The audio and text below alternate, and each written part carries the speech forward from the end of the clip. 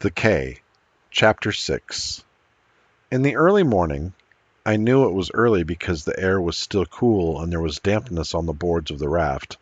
I heard Timothy shout, "I see an island, true!" In wild excitement, I stumbled up and fell overboard. I went under the water, yelling for him, then came up gasping. I heard a splash and knew he was in the water too.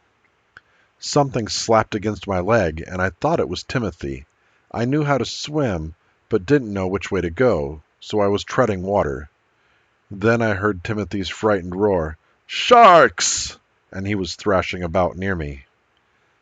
He grabbed my hair with one hand and used his other arm to drag me back toward the raft. I had turned on my face and was trying to hold my breath.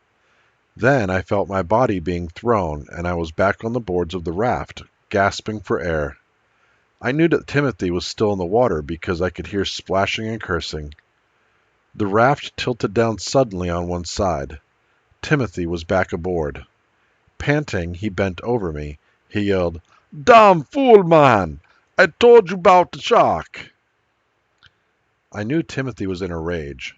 I could hear his heavy breathing and knew he was staring at me. "Shark all around us, all the time!" he roared. I said, "I'm sorry."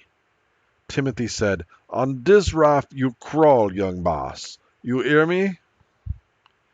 I nodded. His voice was thick with anger, but in a moment, after he took several breaths, he asked, "You all right, young boss?" I guess he sat down beside me to rest. His breathing was still heavy. Finally he said, "Man, die quick out there." We'd both forgotten about the island. I said, "Timothy, you saw an island." He laughed. "Yes, the island. There 'tis." I said, "Where?" Timothy answered scornfully, "There, look, man, look."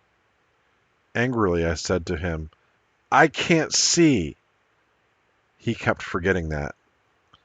His voice was low when he said, "Yes, young boss, that be true. In all this harassment with the shark, I did forget." Then I felt his hands on my shoulders. He twisted them. "That direction, young boss." Straining to look where he had me pointed, I asked, "Are there any people on it?" "'Tis a very small island, outrageous low." I repeated, "Are there any people on it?" I thought they could contact my father and then send for help. Timothy answered honestly, "No, young boss, no people. People not be living on the island that has no water." No people, no water, no food, no phones. It was not any better than the raft.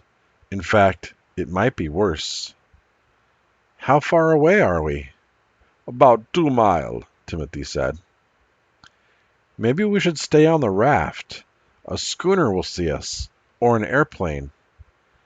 Timothy said positively, "No, we better off on land, and we drifting that way. The tide be running with us." His voice was happy. He wanted to be off the sea. I was certain my father had planes and ships out looking for us. I said, "Timothy, the Navy is searching for us. I know." Timothy did not answer me. He just said, "'Tis a pretty thing, to be sure. I see a white beach, and behind that, low sea grape bushes. Then on the hill some palm, maybe 20, 30 palm." I was sure he couldn't even see that far.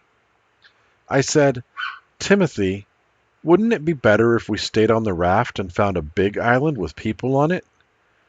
He ignored me. He said, "Bidin' the night, I saw surf washing white over banks off the port, but did not awaken you, young boss, but knew we was getting near the Kays." I said, "I don't want to go on that island." I don't think there was anyone on earth as stubborn as old Timothy. There was steel in his voice when he answered, "We be going on that island, young boss. That be true." But he knew how I felt now because he added, "From this island we will get help. Be true." I swear.